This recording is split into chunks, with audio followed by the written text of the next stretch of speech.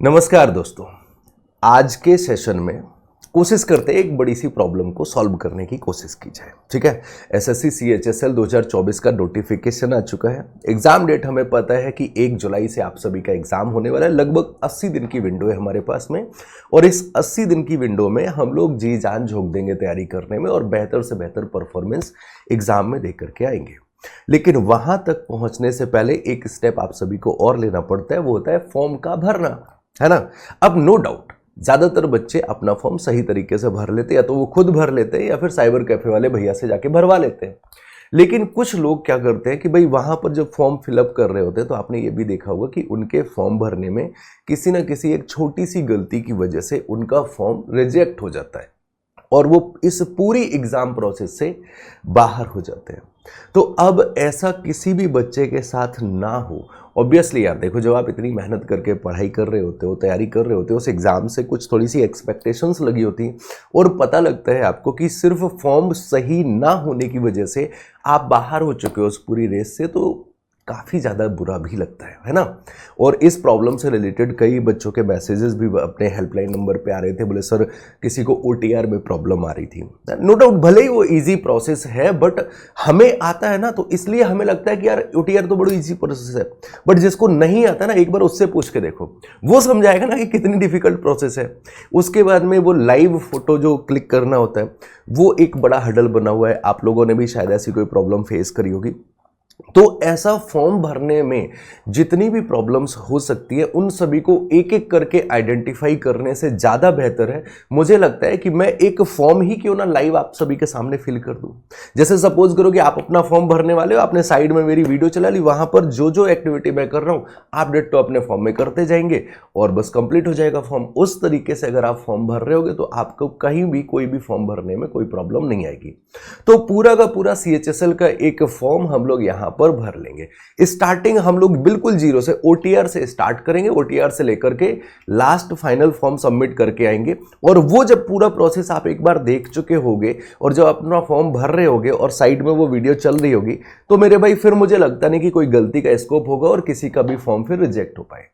अपना प्रोसेस, अपना main motive तो यही है ना कि भाई हमारा फॉर्म रिजेक्ट नहीं होना चाहिए, तो उसके लिए जितने भी हमें काम करने पड़े हमें करने चाहिए। तो इस तरीके से एक एक प्रॉब्लम को आइडेंटिफाई करने से बेहतर है कि एक प्रॉपर वीडियो बना दी जाए। तो आज की वीडियो में हम लोग आप सभी के सामने एक पूरा का पूरा फॉर्म डिस्कस करेंगे, पूरा का पूरा फॉर्म फिल करेंगे आप सभी के सामने।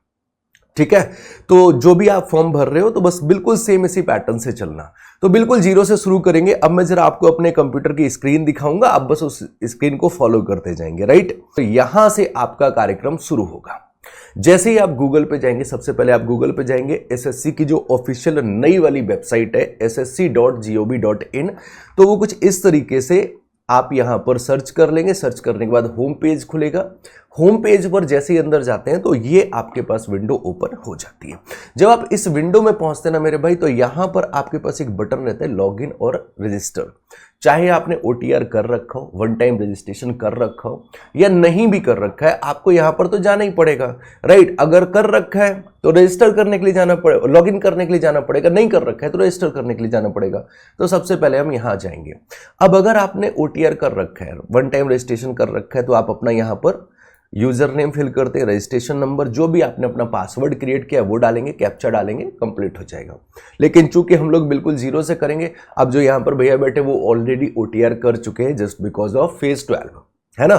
तो उनका तो ओटीआर ले नहीं पाएंगे, तो हम लोग एक वर्चुअल ओटीआर क्रिएट कर लेते हैं कि जैसे अगर आपको ओटीआर करना है तो कैसे करेंगे। बिल्कुल अगर आप नए यूजर हो तो आप यहां पर रजिस्टर नाउ पे जाएंगे। जैसे ही आप रजिस्टर नाउ पे गए, आपके पास कुछ इस तरीके से विंडो क्रिएट होगी। New candidate, one time registration, क्या क्या करना चाहिए, क्या क्या यहां पर डिटेल रहेगी। इस तरीके से जब आपको पर्सनल डिटेल वगैरह सब कुछ यहां पर वन टाइम में फिल कर देना। तो ये एक बार फिल करना होता है। फिर जब नेक्स्ट टाइम आप जब भी एसएससी का फॉर्म भर रहे होगे, आपको ये सब डाटा दोबारा से नहीं भरना है, ये ऑटोमेटिकली वहीं से रीड अप कर लिया जाएगा।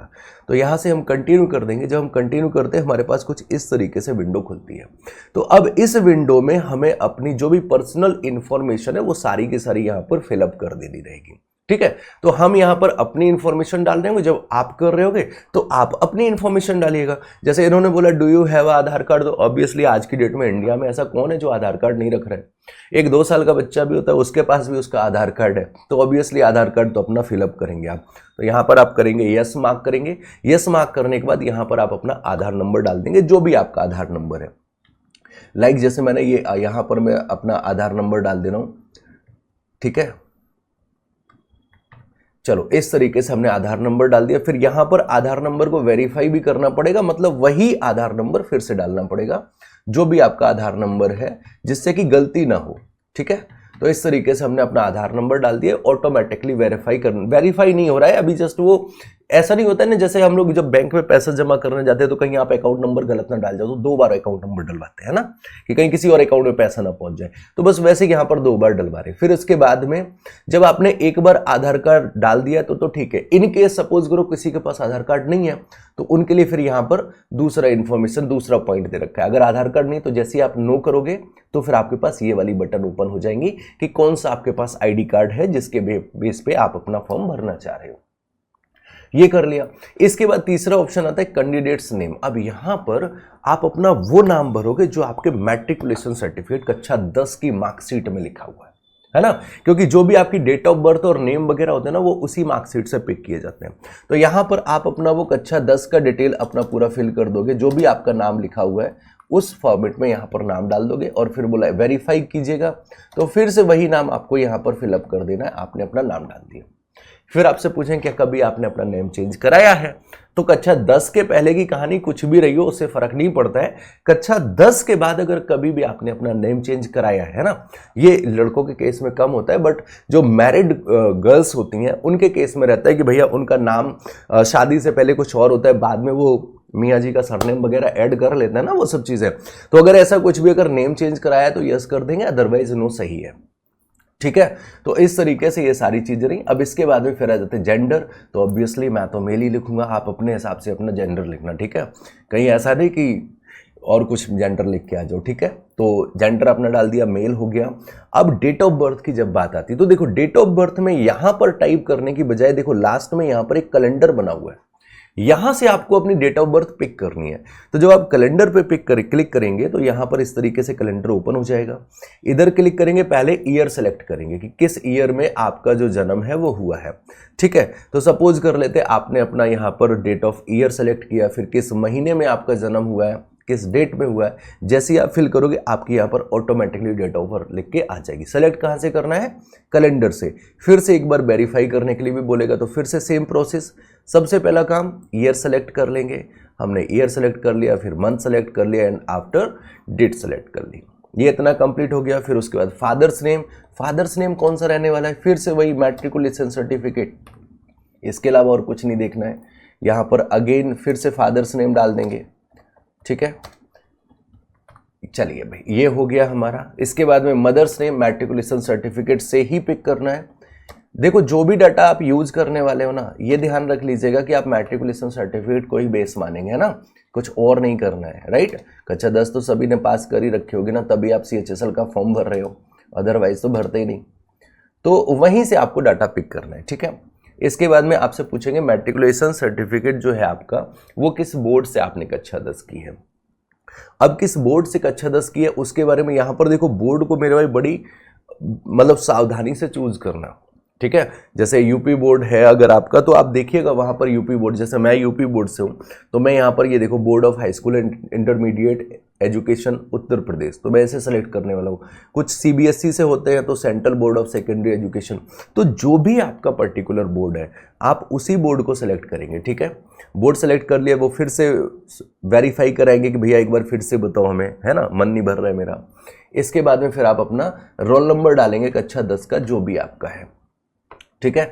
चलिए मैं कोई भी एक रोल नंबर डाल दे रहा हूँ क्योंकि मेरा रोल नंबर तो वर्क करेगा नहीं। यहाँ पर मेरी एज जो है वो 27 साल से तो ऑब्वियसली ऊपर हो चुकी है, तो जस्ट एक वर्चुअल आईडी क्रिएट कर रहा हूँ। यहाँ पर ईयर ऑफ पासिंग आप डाल दीजिएगा, कोई भी ईयर ऑफ पासिंग आप डाल, मतलब जिस डेट में आप पास हुए हैं आप वो डेट वो ईयर सेलेक्ट करेंगे कि हम इस डेट में हमने 10th करी थी, तो वो डेट ईयर आप डाल देंगे। फिर इसके बाद पूछा है हाईएस्ट लेवल, सबसे मैक्सिमम क्वालिफिकेशन कितनी है। भले ही हमें CHSL को फिलअप करने के लिए 12th चाहिए, लेकिन आपने क्या कर रखा है, ग्रेजुएशन कर रखा है या पोस्ट ग्रेजुएशन भी कर रखा है, जो भी है, या बीटेक कर रखा है, जो भी है, तो वो आप यहाँ पर डिटेल डालेंगे तो आप ग्रेजुएशन, मोस्टली ग्रेजुएशन वाले होते हैं। अगर आप हायर सेकेंडरी 12th तक ही आपने किया तो आप अपनी 12th डाल देंगे, जो भी आपने कर रखा है फिर आप उसको वेरीफाई कर देंगे आपने क्या किया हुआ है। कक्षा 10 वाले तो रिजेक्ट हो जाएंगे CHSL ऑब्वियसली, 12th होगा या डिप्लोमा होगा या ग्रेजुएशन पोस्ट ग्रेजुएशन जो भी है, तो यहाँ पर मैंने ग्रेजुएशन दोनों वेरीफाई कर दिया।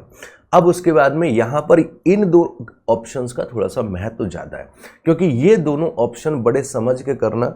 मैं अपने पुराने टाइम पे अगर आपको बताऊं तो मेरे पास कई बच्चों के फ़ोन आते हैं, इवन आपके जानने वाले भी कुछ लोग होते हैं, वो ये कहते हैं, बोले सर जी हमने जो रजिस्ट्रेशन करते टाइम पे ID डाली थी उसका हम पासवर्ड भूल गए हैं, और जो हमने मोबाइल नंबर डाला था वो मोबाइल नंबर बंद हो चुका है। अब हम अपने उस दोबारा रजिस्ट्रेशन पासवर्ड वगैरह को हम कैसे जनरेट करें, हमें मिल नहीं रहा है। तो यहाँ पर मेरे भाई वही डिटेल डालना जो तुम्हें लग रहा है कि नहीं यार ये मेरा परमानेंट बेस है। तो अगर आपको लगता है कि नहीं मैं अपना नंबर बदलने वालों में से नहीं हूँ, क्योंकि कुछ लोग क्या होता है कि जैसे ही सामने वाला प्राणी बदला तुरंत उनका मोबाइल नंबर भी बदलता है, बहुत जल्दी नंबर बदलते हैं। तो भैया ऐसा नंबर नहीं रखना, वो नंबर रखना जो परमानेंट हो आपका, ठीक है। तो मैं अपना नंबर यहाँ पर डाल दे रहा हूँ, मुझे पता है कि ये परमानेंट रहेगा। और उसके साथ साथ मेल ID भी ऐसी डालेंगे जो आपको पता है कि भाई ये मेल ID परमानेंट ही रहने वाली है, जिससे कि आपका कभी भी इनकेस अगर आप पासवर्ड वगैरह भूल रहे हो, है ना, अपना रजिस्ट्रेशन नंबर भूल रहे हो, तो आप उसको रीजनरेट कर पाओ। तो इस तरीके से आपने ये दोनों डाटा डाल दिया। अब इस पर OTP दे करके इसको वेरीफाई भी करना पड़ेगा यहीं पर। तो आपने यहाँ पर इसको वेरीफाई करेंगे, इसके लिए सेंड OTP किया, मेरे मोबाइल पे एक OTP आएगा, ठीक है। आप अपना नंबर डालोगे तो ऑब्वियसली आपके मोबाइल पे आएगा एक। तो अभी हमारे पास में OTP भाई साहब आ गए हैं क्या? हाँ आ चुके हैं। तो मैं OTP यहाँ पर, जैसे ही OTP आया तो यहाँ पर इंटर मोबाइल OTP, तो मैंने OTP यहाँ पर डाल देना है, ये हो जाएगा 470। चलिए अब इसको वैलिडेट करो, वेरीफाई भी करना है। बोले यहाँ पर आप देख रहे हो अब ये वैलिडेटेड लिख गया, मतलब मोबाइल नंबर आपका वेरीफाई हो गया। अब आप मेल ID को भी वेरीफाई करोगे सेम इसी प्रोसेस से। तो जब मेल ID के लिए आप OTP भेज दोगे तो अब आपकी मेल पर एक OTP जाएगा जो मेल ID को वेरीफाई कर रहा होगा। ये आ गया OTP। चलो OTP जैसे ही आ जाएगा, OTP को डाल के ये 6, चलिए OTP हो गया। अब इसको वेरीफाई कर लेंगे, वेरीफाई करेंगे, इंटर वैलिड OTP। क्यों भाई, सही तो है ना, सब कुछ तो सही है, तो वैलिडेट करो ढंग से, कर दिया। अब देख रहे हो आप, आपका नंबर और मेल ID दोनों वेरीफाई हो चुके हैं। इसका मतलब आपका फर्स्ट पेज कंप्लीट हो चुका है। इसमें आपकी पर्सनल डिटेल थी, सेव एंड नेक्स्ट कर देंगे, ये सक्सेसफुली आ जाएगा। इसके बाद ये आपका रजिस्ट्रेशन नंबर है, और ये यहाँ पर आपको दिखा रहे हैं, आपके मोबाइल पर भी मैसेज भेज देंगे और मेल ID पर भी भेज देंगे, ठीक है। आप अगर नोट डाउन करना चाहो तो इसे नोट डाउन कर जाइएगा। इसके बाद में ये कह रहे हैं कि अब आगे जाइए, अपना एक नया पासवर्ड क्रिएट कीजिए। एक होता है सिस्टम जनरेटेड पासवर्ड जो आसान सा होगा, ये इस तरीके से जो आपका पासवर्ड दिखा रहे हैं। तो अब यहाँ पर क्या करना है, आपको अपना खुद का पासवर्ड, नया पासवर्ड क्रिएट करना है, ठीक है। तो अब अगर नया पासवर्ड क्रिएट करना है तो उसके लिए क्या करेंगे, यहाँ से हमारी डिटेल क्या थी, नया पासवर्ड क्रिएट करना है अगर, तो मोबाइल पे आ चुका होगा पूरा आपका एक्चुअल रजिस्ट्रेशन नंबर, मैसेज के थ्रू आ चुका है। अब जब आप मोबाइल पे मैसेज देख रहे हो तो उसमें लिखा होगा your SSC registration number is, वो आपको रजिस्ट्रेशन नंबर दे दिया होगा। ये हम रजिस्ट्रेशन नंबर फिलअप कर देते हैं पूरा। चलिए ये रजिस्ट्रेशन नंबर हो गया। अब इसके बाद पासवर्ड उन्होंने एक दिया होगा, सिस्टम जनरेटेड पासवर्ड होगा, ठीक है। उसको हमें अपडेट करना रहेगा, क्योंकि सिस्टम जनरेटेड पासवर्ड कुछ टाइम के लिए ही अवेलेबल होता है, फिर वो हट जाता है। इसके बाद में फिर हमें यहाँ पर कैप्चा डाल देना है, जैसा लिखा हुआ है सिंपल वैसा ही रख देना है, बिना अपना कोई दिमाग चलाए। ये इतना फिलअप कर दिया, उसके बाद साइन इन करेंगे, हम हो गए लॉगिन। ये हमारा नया अकाउंट ओपन हो चुका है। अब यहाँ पर हमें अपना नया पासवर्ड जो भी हम रखना चाहें हम अपना पासवर्ड डाल सकते हैं। बस ध्यान देना मेरे भाई कि नए पासवर्ड में एक कैपिटल लेटर में वर्ड होना जरूरी है, जो इन्होंने लिख रखा है यहाँ पर। मिनिमम 8 कैरेक्टर का पासवर्ड होना चाहिए, 8 से ज़्यादा कर सकते हैं, ठीक है। और उसके बाद में कैपिटल लेटर में एक वर्ड होना चाहिए, एक स्मॉल लेटर में होना चाहिए, एक नंबर होना चाहिए और एक स्पेशल कैरेक्टर, ये हैज़, @ $, जो भी आप रखना चाहो, ठीक है। तो मैं यहाँ पर एक सिंपल सा पासवर्ड बना ले रहा हूँ जिसमें ये चारों चीज़ें अवेलेबल हैं, ठीक है। मैंने अपना नाम लिख ले, जनरली यही सब करते हो, @123 सब कर ले, तो बाकी मैं चेंज कर दूंगा बाद में, है ना। अभी तुम्हें समझाने के लिए कर रहा हूँ। तो इस तरीके से हमने यहाँ पर पासवर्ड क्रिएट कर लेना है और ये हमारा नया पासवर्ड क्रिएट हो गया। सिक्योरिटी क्वेश्चंस कुछ मांग रहे हैं, है ना, कि जो भी आपको दो अपने रखने हो तो रख सकते हो, नहीं रखने तो आप स्किप मार लो। What city were you born in, किस शहर में पैदा हुए थे, जहां पर भी आप पैदा हुए हो वहां की डिटेल आप डाल दीजिए। ये सिक्योरिटी क्वेश्चन जस्ट अगर इन केस अगर आपका पासवर्ड आप भूल जा रहे हो तो आपके काम आएगा ये सब, ठीक है।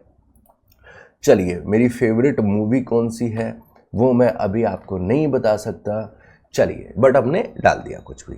इसके बाद में हम ये नेक्स्ट कर देंगे तो हमारा जो नया पासवर्ड है वो सेव हो गया, यहां तक कंप्लीट हो गया है।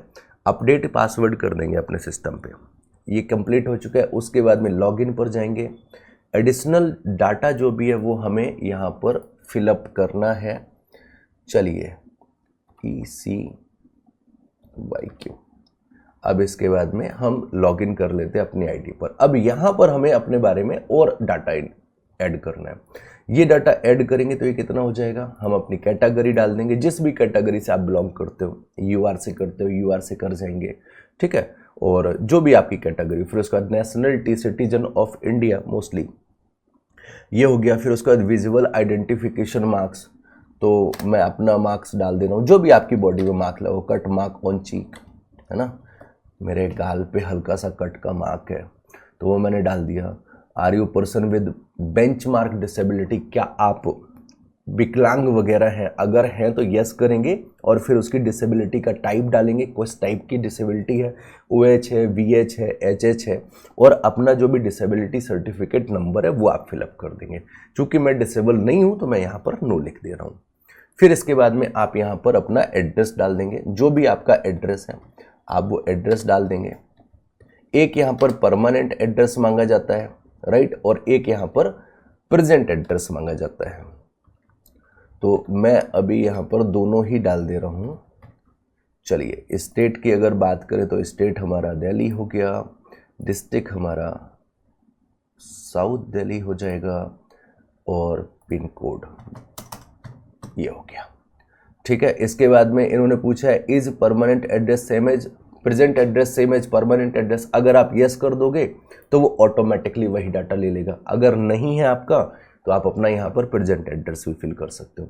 ये हमने अपनी पर्सनल इन्फॉर्मेशन ही भरी है, राइट। इसको नेक्स्ट कर देना है, सक्सेस हो गया। और कुछ बचा हुआ है, अब ये आपको डिक्लेरेशन, यहाँ पर क्लिक करना जरूरी है मेरे भाई इस जगह पर, कि भैया हमने जो सारी टर्म्स एंड कंडीशन पढ़ ली, हम एग्री कर रहे हैं, अब हमें आप हमारा OTR डिटेल दे दीजिए। अगर आपको प्रीव्यू देखना है कि भैया हमारा OTR कैसा क्या भरा है तो आप यहाँ से पूरी डिटेल देख भी सकते हैं। क्लियर है?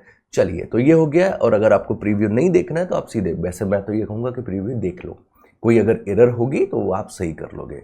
और इसके बाद डिक्लेयर कर दिया, कंप्लीट हो गया आपका OTR कंप्लीट, बधाई हो।